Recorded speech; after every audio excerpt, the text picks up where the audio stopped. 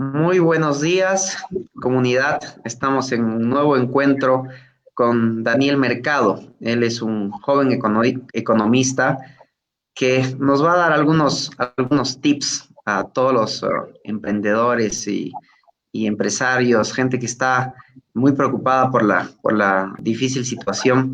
Eh, Él ha estado en contacto con nosotros y surgió la idea de hacer una charla para poder ver algunos recursos entre los instrumentos que tiene la banca y que se podrían flexibilizar en un momento tan difícil para poder ayudar a nuestras empresas a salir de la difícil situación de flujo. Sobre todo, sabemos que esta es una crisis de flujo y que las empresas que van a salir adelante son las que pueden garantizar ese flujo que permita tener una reposición de flujo que permita tener un capital de operaciones para ir hacia adelante. Querido Daniel, ¿cómo estás? Hola Ricardo, bueno, encantado de estar en este programa. Felicitarte en primer lugar por crear este espacio donde algunos empresarios, emprendedores podemos compartir ideas para ayudarnos entre todos. Creo que es momento de ponerse creativos y no de estar tan quejumbrosos como lo hemos estado acostumbrados durante mucho tiempo. Y pienso que estos espacios son de vital importancia para todo el sector, sobre todo de las MIPES. Muchísimas gracias. Querido Daniel, además ahora me pongo en el papel de representante de la AVE. Tú sabes que la AVE, porque también eres parte de este grupo, y gracias por sumarte a la comunidad y al movimiento de Coraje, eh, Con todo. está peleando un interés en común, el interés común de casi mil pequeñas y medianas y hasta grandes empresas, ¿no? Este, vos sabes que parte de los 5 puntos que nosotros estamos peleando, dos tocan directamente al sistema financiero.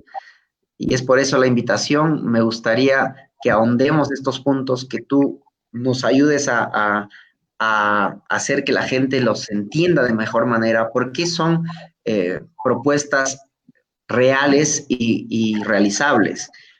Uno de los puntos en nuestra solicitud es todo lo referido al cobro de nuestras deudas. O sea, es que muchos de los empresarios y emprendedores tienen relaciones con el Estado y como parte de ese atraso en el pago de, del Estado, muchas empresas ya venían arrastrando una difícil situación, y en el momento en que enfrentamos primero la crisis de octubre y ahora la crisis sanitaria, pues la situación no está muy bien para muchas empresas. Entonces, sabemos lo vital que es generar una reposición rápida de tu flujo, lo que no está pasando con estas empresas, y es por eso que nosotros, en uno de los puntos en específico, solicitamos que el Estado pague y cumpla rápidamente sus deudas. Les estamos poniendo un plazo de 15 días en la solicitud, pero no son 15 días de forma arbitraria. Eh, Más allá de los 15 días se torna complicado para cualquier empresa poder responder con todas las obligaciones. Entonces, sin embargo, nos ponemos también en el papel del Estado. Sé que todo esto tiene una burocracia, tiene procesos administrativos que hay que cumplir, y lo más seguro es que 15 días no sean suficientes para poder cumplir cualquier obligación, más allá de la intención que tenga el gobierno de honrar esas deudas. Eh, en este sentido, nosotros proponemos la figura eh, financiera del factoring bancario. Eh, esta es una figura que está muy, muy limitada en nuestro país.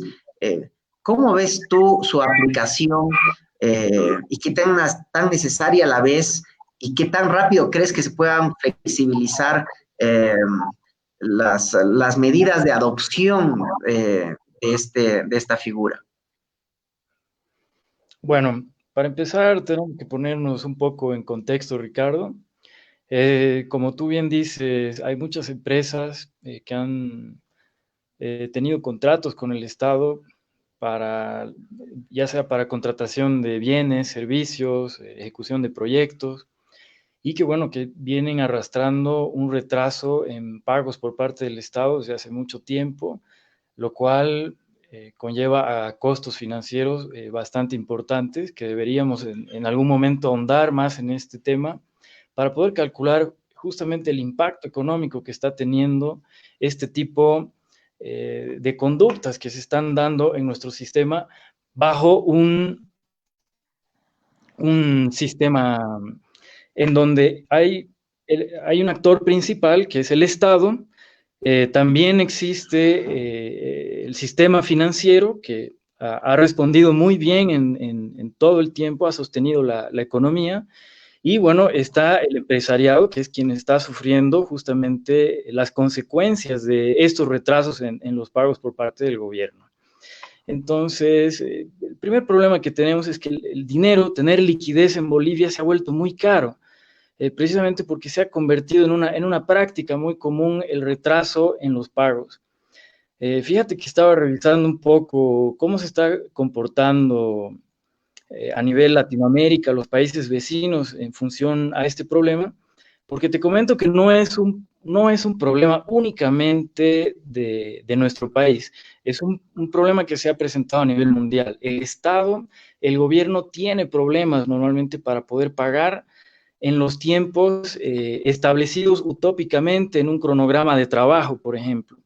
Entonces, mira, yo vengo del rubro de la construcción de carreteras, en la provisión de insumos, y justamente es un rubro que ha sido bastante afectado por este tipo de pagos, que vienen con mucho retraso por parte del Estado, y es el empresariado privado quien tiene que incurrir en costos financieros para poder acceder a poder sostener o hacer sostenible un Y hasta proyecto. bicicletear, la palabra esta criolla que la que tenemos que utilizar y reutilizar.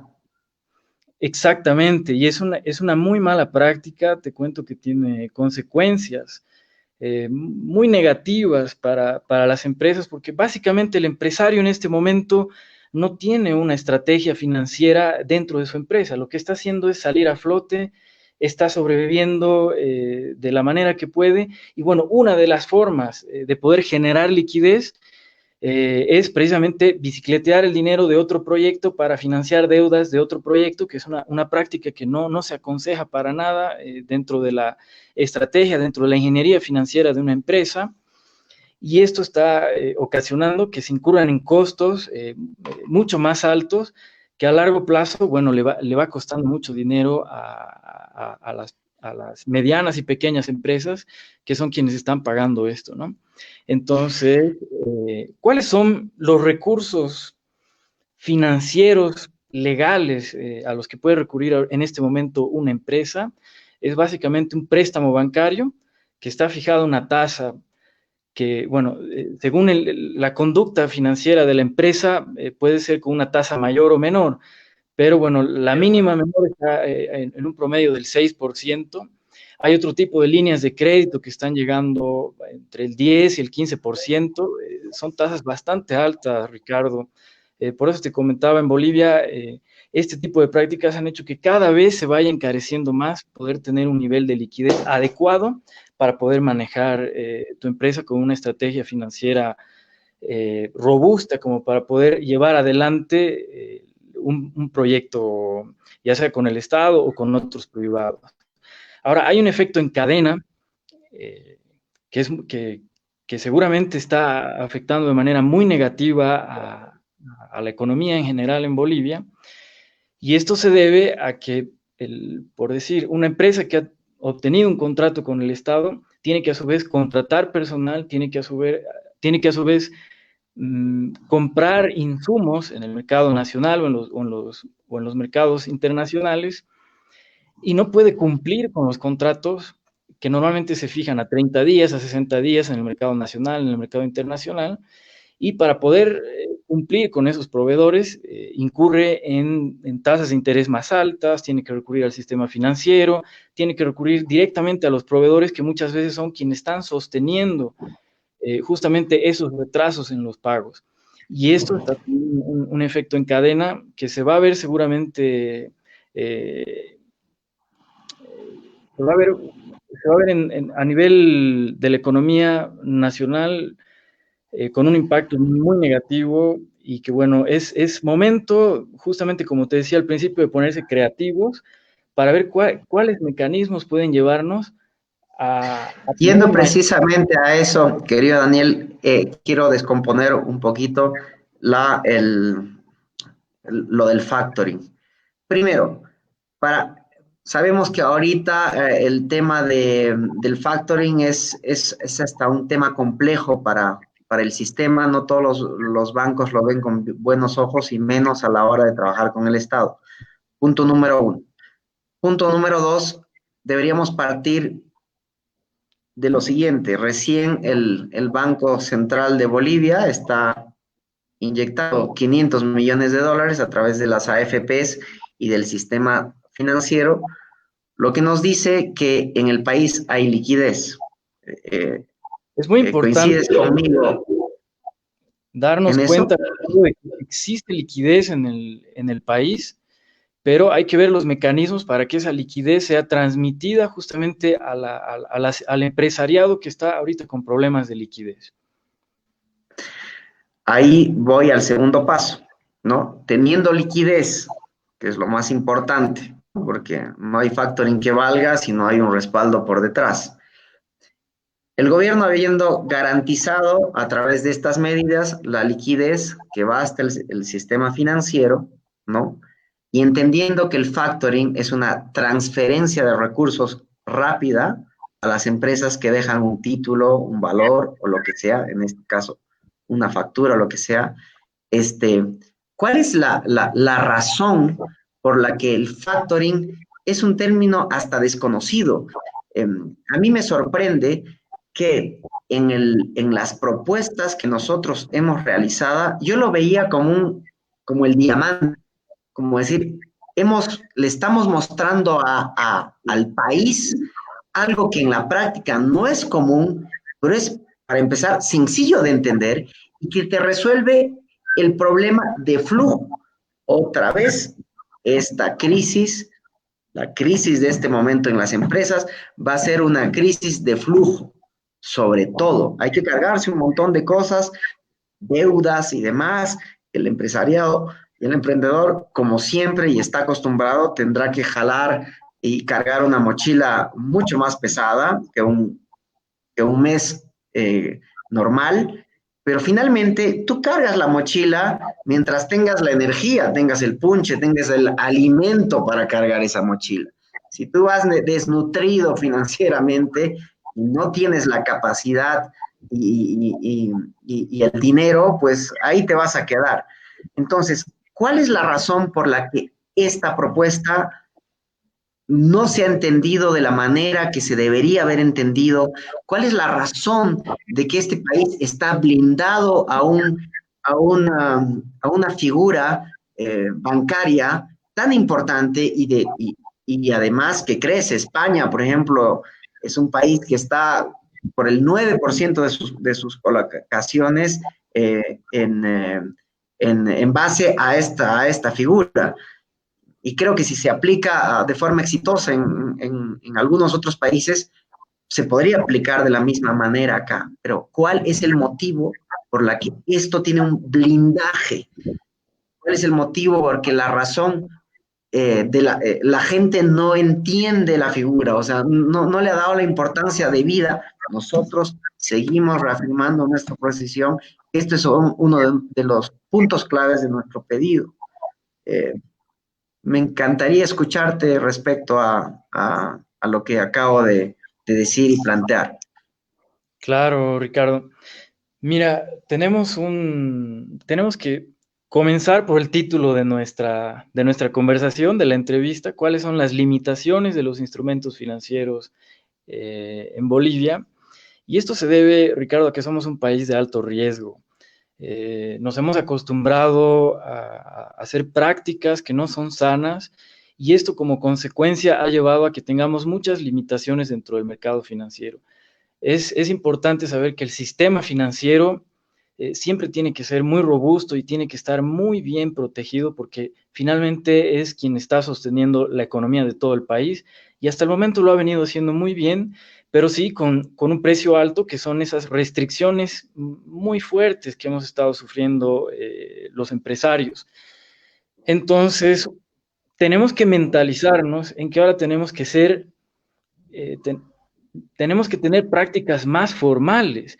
Mientras yo sea un empresario más formal, más transparente, mientras mis prácticas sean, le den mucha más confianza a todo el sistema bancario, al sistema financiero en general, yo voy a poder obtener mejores tasas, voy a poder obtener mejores instrumentos financieros, voy a poder obtener mejores oportunidades para poder levantar capital, de repente no solamente en el sistema financiero de la banca tradicional, sino que de repente soñando un poco más a futuro, dentro de algún mercado de valores que podamos sostener las medianas y pequeñas empresas, que bueno, junto a las microempresas somos más del 90% de las empresas en el país. Entonces es muy importante que nosotros tomemos esta mentalidad y dejemos de lado esa mentalidad de la viveza criolla con la que hemos estado viviendo durante mucho tiempo, esa mentalidad de querer sacar provecho siempre a costa de otro, porque al final alguien va a pagar el precio de eso y eso se va a ver transmitido dentro de un efecto en cadena en la economía nacional y en algún momento me va a afectar a mí.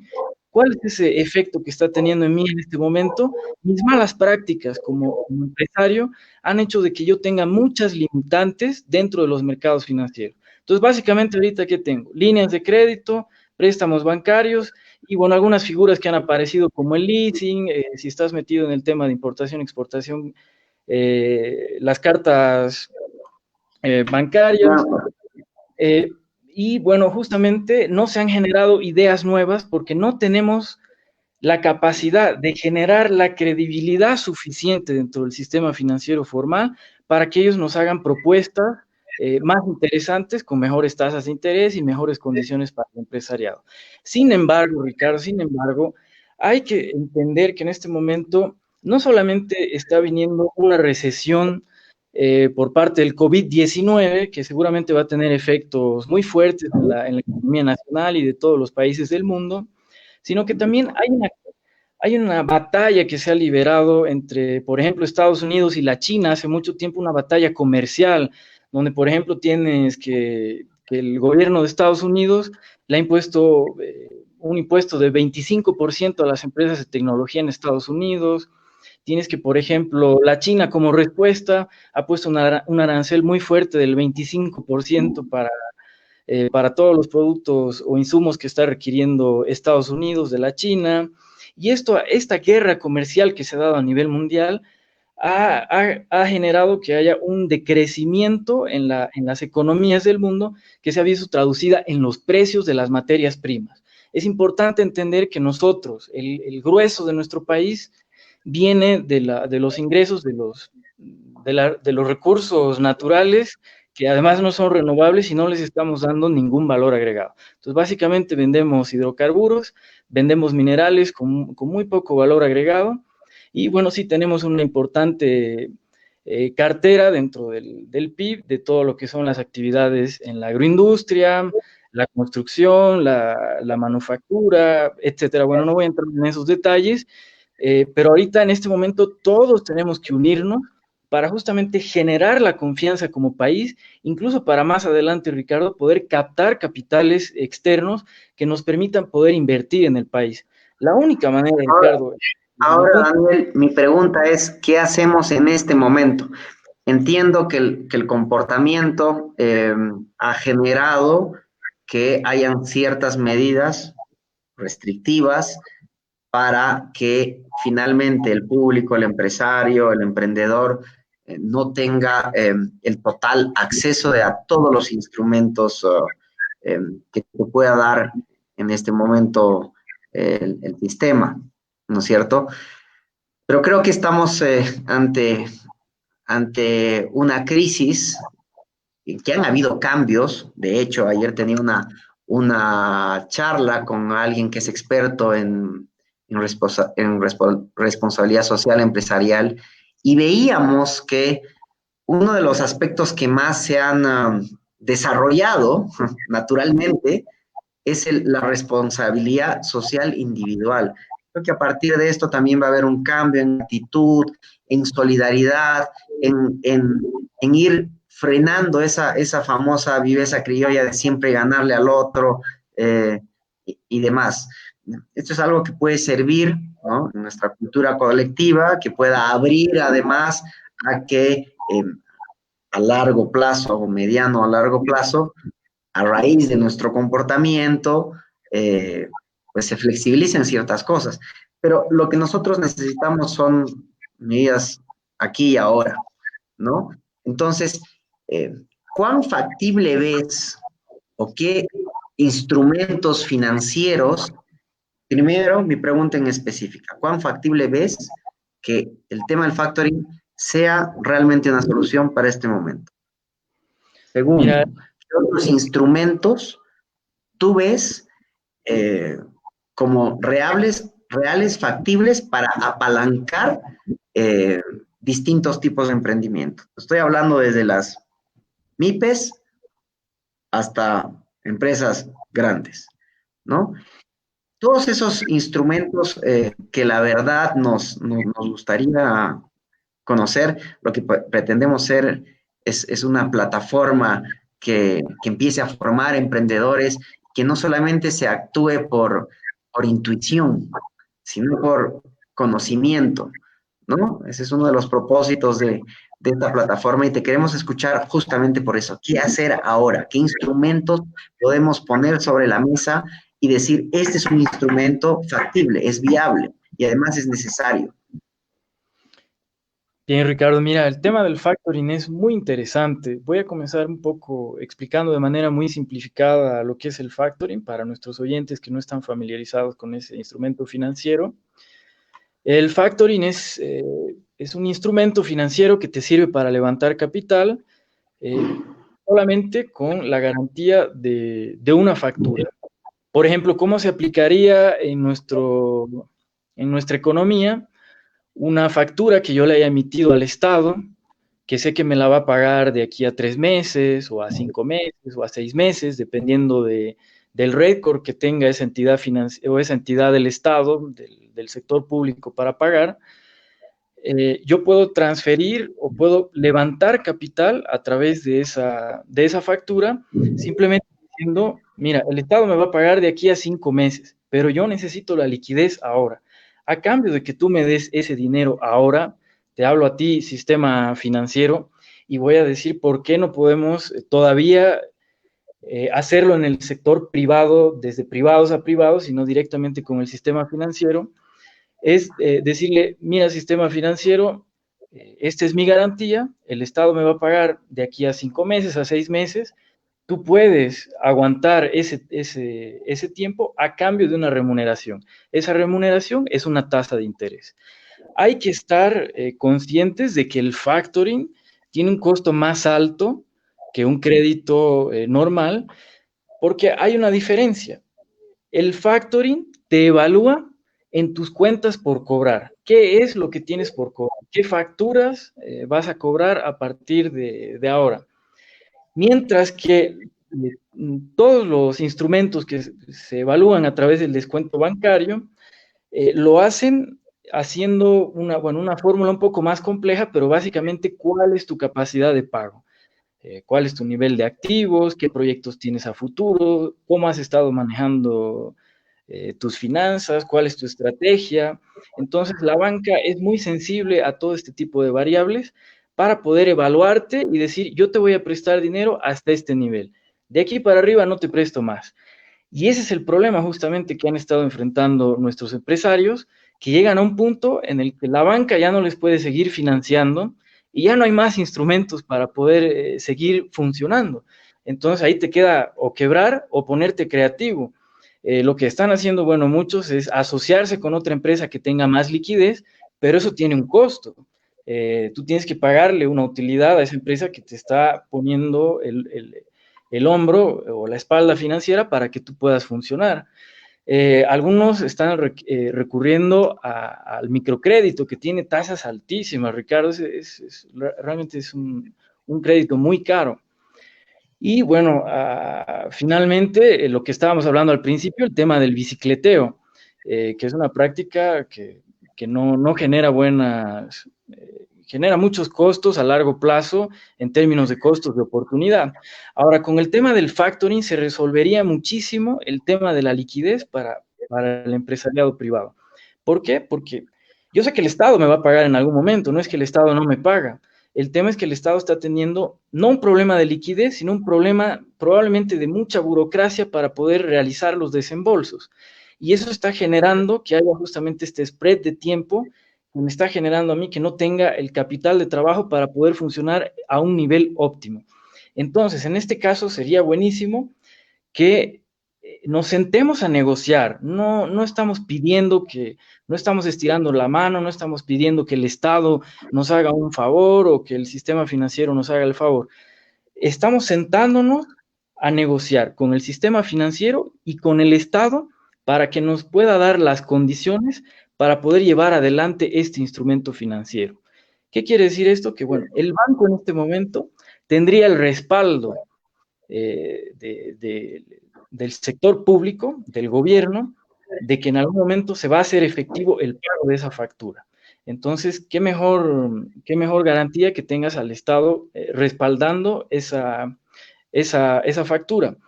Para que tengas una idea más o menos, Ricardo, yo más o menos en el año pasado, en enero, a raíz de una resolución ministerial, de un decreto supremo que salió en noviembre del 2018, en donde la planilla de avance de obra en la construcción se reconocía como una garantía ante el sistema financiero. Sin embargo, no se podía hacer el factoring simplemente respaldándose en ese decreto supremo, porque de todas maneras estaba sujeto a que el banco te evalúe como empresa y evalúe tus activos y tu capacidad Al crediticia. final se transforma en un crédito normal.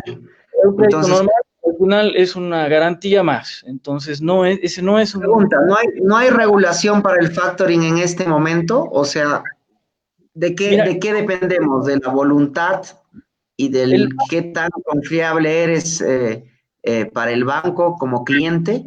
Porque la idea es trasladar, ¿no? El factoring a una práctica aceptada, es decir, no te tendrían que evaluar, simplemente tu garantía es tu factura. Lo que tu factura. necesitas es que esta factura sea de una entidad seria, el gobierno hay que darle la seriedad que merece, el Estado debería ser tener el respaldo suficiente y ser serio, o una empresa de buena calificación, no sé, caso cervecería, Unilever, un banco o lo que sea, ¿no? Entonces, más allá de esto, ¿hay alguna limitación legal? Porque si vos me dices, finalmente, sí se aplica de alguna manera el factoring, porque el tema este de desembolsos en base a tu planilla es básicamente un factoring, pero si te pasan a una evaluación como empresa, cuánto tienes, no tienes, lo que te estás prestando ya ha superado tu capacidad de endeudamiento o no tienes los suficientes activos eh, para, para respaldar eso, termina siendo un crédito normal.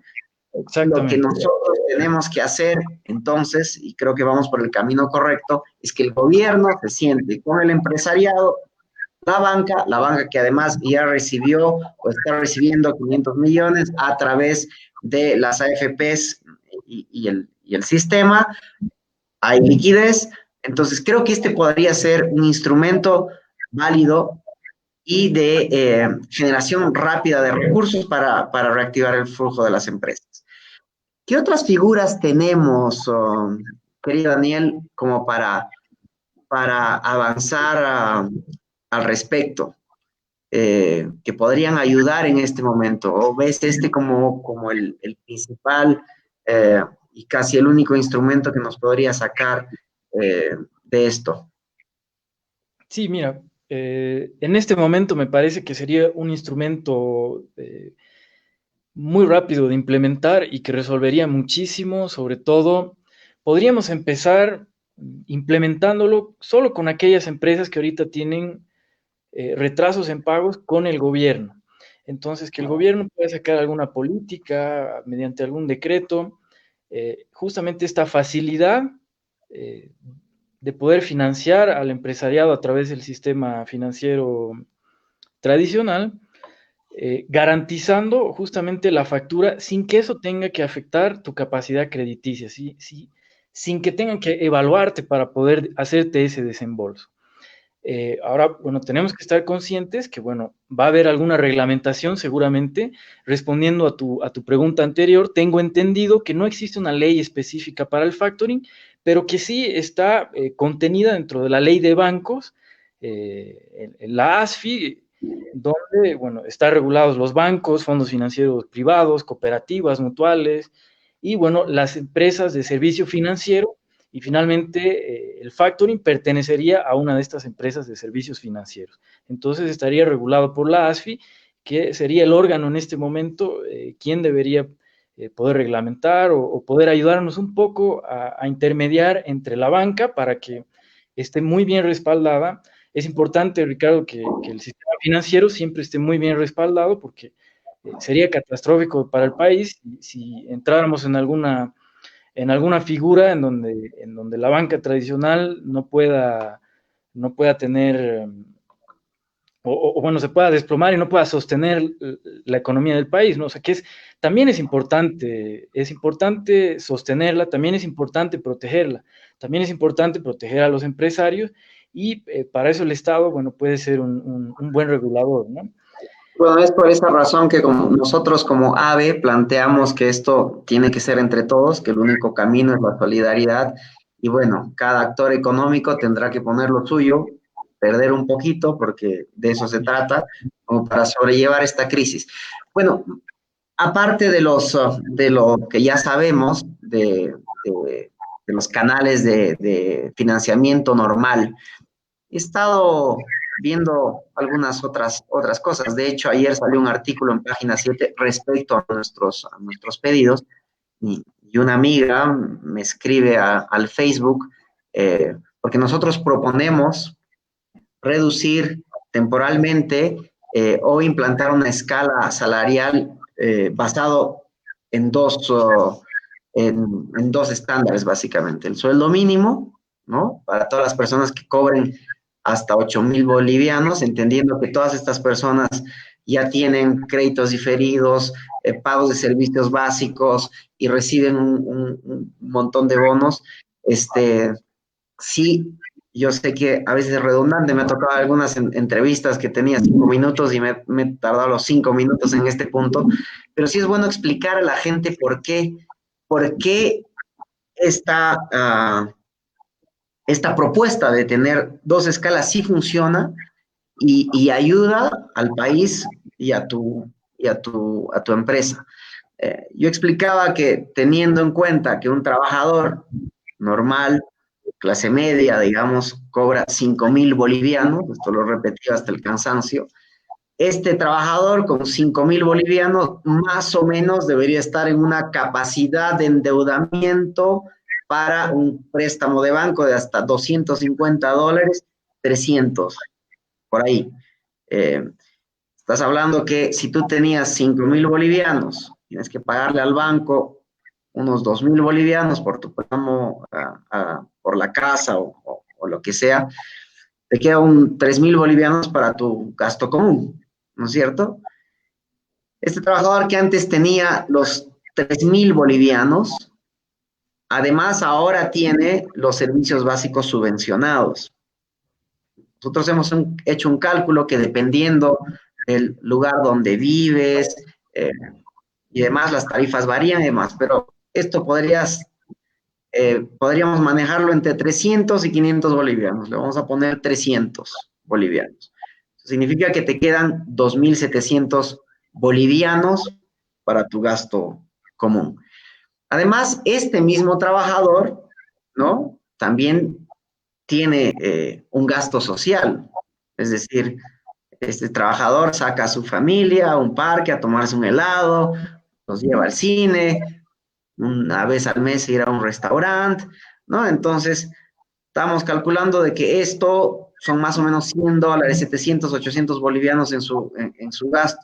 Por lo tanto, este trabajador está enfrentando la vida, o enfrentaba la vida, con más o menos 1.800 bolivianos para su canasta familiar y todos los otros gastos. En esta propuesta, entendiendo que ya todo esto está cubierto, ¿no? Porque tu crédito de banco está diferido, no es una obligación inmediata, el agua, la luz y demás están subvencionados, además no hay un gasto social, por lo tanto, la propuesta de pagar un sueldo mínimo es bastante coherente porque es básicamente lo que tenías antes para tu canasta familiar. Entonces eso te está garantizando que la gente que está en su casita tiene lo suficiente como para vivir adecuada y decentemente eh, y darle la correcta alimentación a su familia, ¿no es cierto? Y bueno, después proponemos la segunda escala, que es la que cobran, los trabajadores que cobran por encima de los 8.000 bolivianos. Hay que entender que un trabajador que cobra 10, 15, 20, 25 o lo que sea, no es un trabajador en condiciones eh, muy apretadas. Sin embargo, uno no lo sabe, quizá está muy endeudado, debe mucha plata al banco, el otro, todas esas obligaciones ya están suspendidas, encapsuladas de alguna manera, y lo único que necesita tener, al igual que la primera escala, es tener garantizado la canasta familiar. Y con el doble del salario mínimo, también creo que esto se garantiza. Esa es una de las propuestas. De hecho, hemos recibido más gente que lo aprueba a gente que lo desaprueba. Diría que el nivel de desaprobación en las redes sociales y a la gente que nos está viendo, los invito a ver las publicaciones de Página 7, del mismo Coraje, de Red 1 y de todos los medios donde se han socializado. La verdad, la respuesta de la gente es bastante positiva. El nivel de crítica es muy bajo, yo te diría que es el 0,1%. Entonces, dentro de esta propuesta, ayer recibía 2 comentarios. El primero, un amigo mío también agarra y dice, Ricardo, pero bueno, entiendo tu lucha y no sé qué, pero deberías entender que hay gente que debe, en mi caso, por ejemplo, debo un crédito de banco por 25 años y ¿cómo hago yo para pagar eso? La respuesta era muy simple, o sea, en el momento en que tengas que pagar ya vas a estar cobrando normal, mientras tanto no tienes que pagar nada de eso.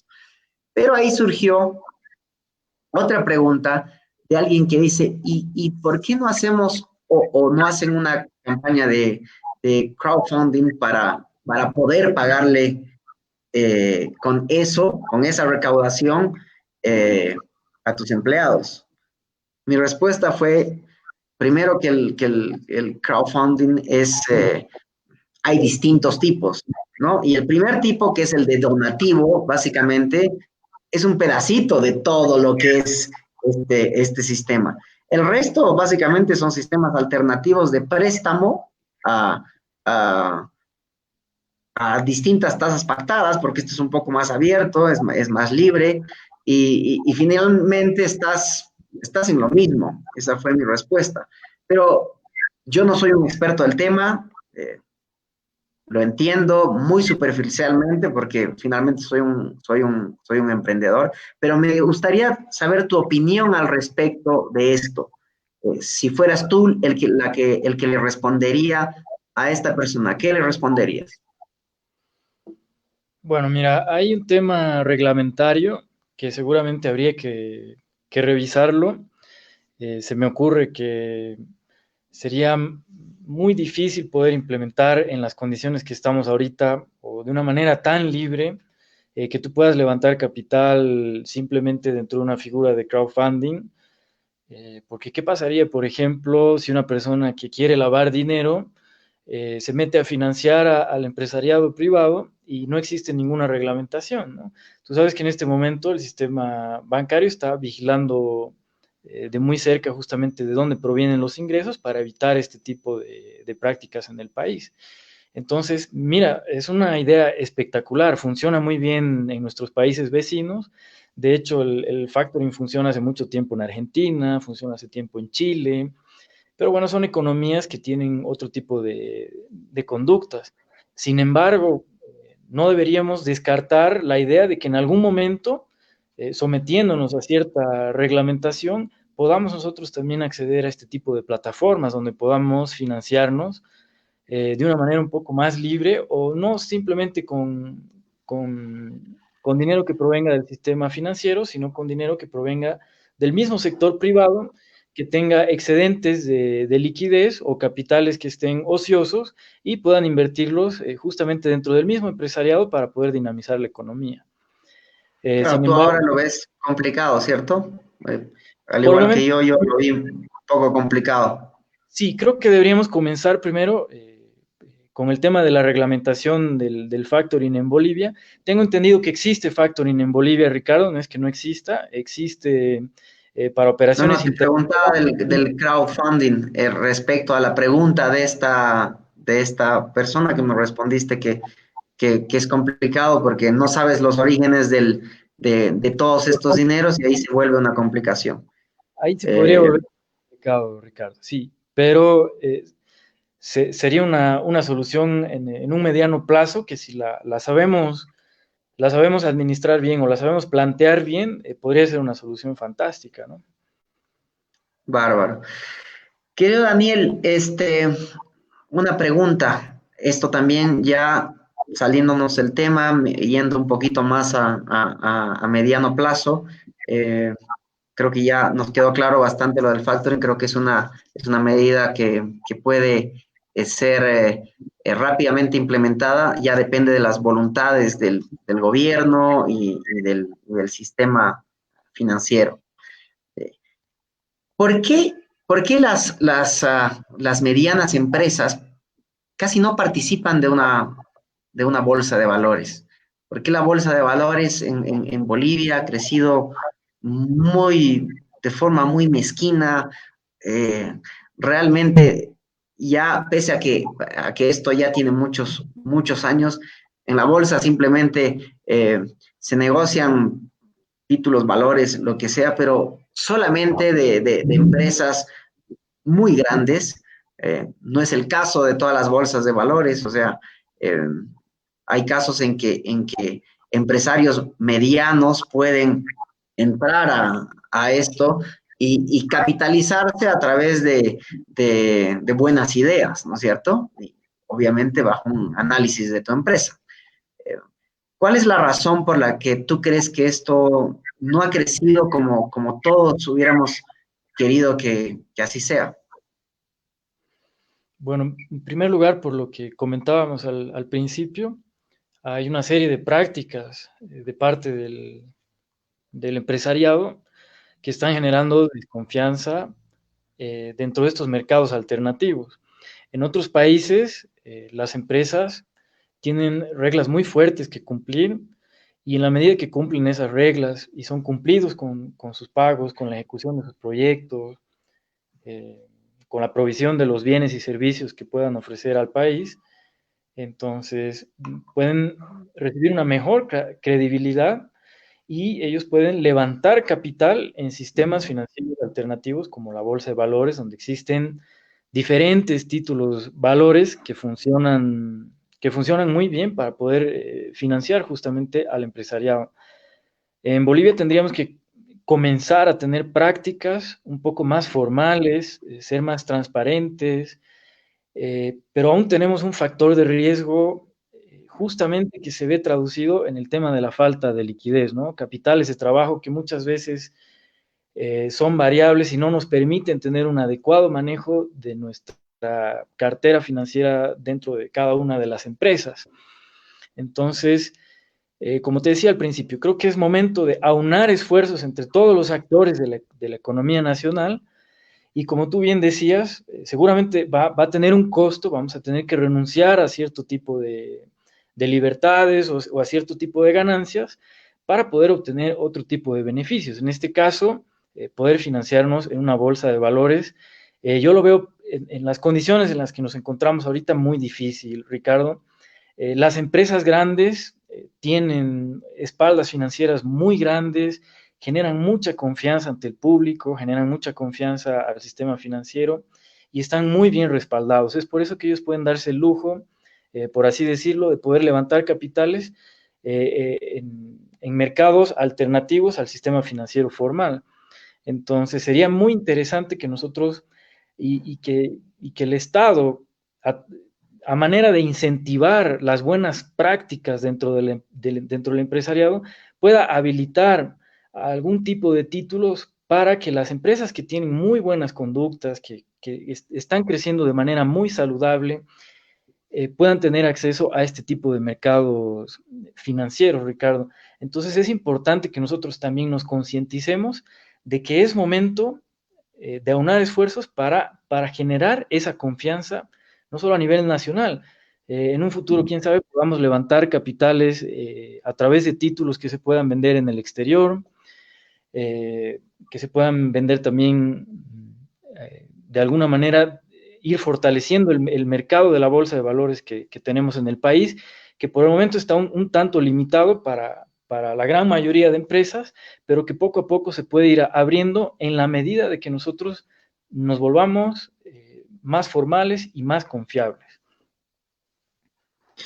Bueno, muchísimas gracias, Daniel. Vamos a ir con las preguntas de toda la gente que ha estado siguiendo atentamente esta interesante entrevista. Eh, Pedimos, por favor, al equipo de producción que nos empiecen a pasar algunas preguntas. ¿Qué piensas de la bolsa de valores para captar fondos? Creo que eso ya es una pregunta que ya ha sido respondida durante la Maravilla, entrevista. pero por ¿Ah? el momento no tenemos, me parece una maravilla la bolsa de valores, pero por el momento no tenemos forma de acceder a ese tipo de instrumentos financieros, ¿no? ¿Cuál es la ventaja financiera en Bolivia o no hay? No sé, no encuentro muy clara la pregunta, pero si tienes una respuesta para esto. Bueno, tenemos un sistema financiero bastante robusto y eso se ha visto transmitido en que le ha dado mucha confianza al país para poder hacer inversiones de capital, ya sea en producción, en la construcción, o sea, ha habido un crecimiento del país a raíz de estas inyecciones de capital que ha sido sostenidas por el sistema financiero. Entonces, se puede decir que tenemos un sistema financiero bastante saludable, pero es momento de tal vez flexibilizar un poco para dar cabida a nuevos instrumentos que puedan precisamente inyectar más capital dentro de lo que es la industria, para que ya no sigamos dependiendo tanto de nuestros recursos naturales, sino ya de la industrialización. A mí me emociona mucho los profesionales que están saliendo ahora en este momento de crisis, con ideas nuevas, con propuestas. Me ha emocionado mucho ver Precisamente va a eso una pregunta. La siguiente pregunta dice, ¿cómo comenzar un negocio paralelo en épocas de crisis? bueno, Ricardo, en una época de crisis tienes dos opciones. O te quiebras y te quedas paralizado o te adaptas. Y lo que se ha podido ver en el tiempo es que las empresas que tienen la mejor capacidad para adaptarse son aquellas que van a sobrevivir en el tiempo. En este caso, tú puedes comenzar una empresa básicamente con muchísima creatividad y muchísima fuerza de voluntad. No hay que trabajar mucho en este país para poder sacar adelante un emprendimiento, pero definitivamente yo creo que es el camino que debemos seguir, ¿no? Bueno, muchísimas gracias. Me quedan un montón de cosas pendientes. La verdad que esto es un tema de la que se podrían hablar horas de horas. Parte Sí. de nuestros puntos fuertes en las solicitudes al gobierno, a la AVE, precisamente, habla sobre nuestra relación con el sistema financiero y proponemos tres otros puntos fuertes, pero bueno, no quiero que esta entrevista se alargue y la gente, no sé si toda la gente en redes sociales sigue una hora de entrevista, casi vamos una hora. Prefiero dejarlo para una segunda oportunidad y analizar específicamente. Esta vez hemos analizado el punto, el factoring como uno de los, como el tema central de la conversación. En nuestra siguiente charla analizaremos todos pedidos en relación a los créditos tradicionales y su necesaria implementación a las empresas bajo esta crisis sanitaria. Muchísimas gracias. Realmente, bueno, siguen llegando las preguntas. Al parecer, contestemos una vez más, esta más y nos vamos. Un saludo a Daniel y felicidades por este tipo de entrevistas, Ricardo.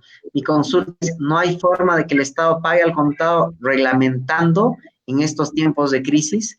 Esto nos pregunta Mauricio Coronado Rengel.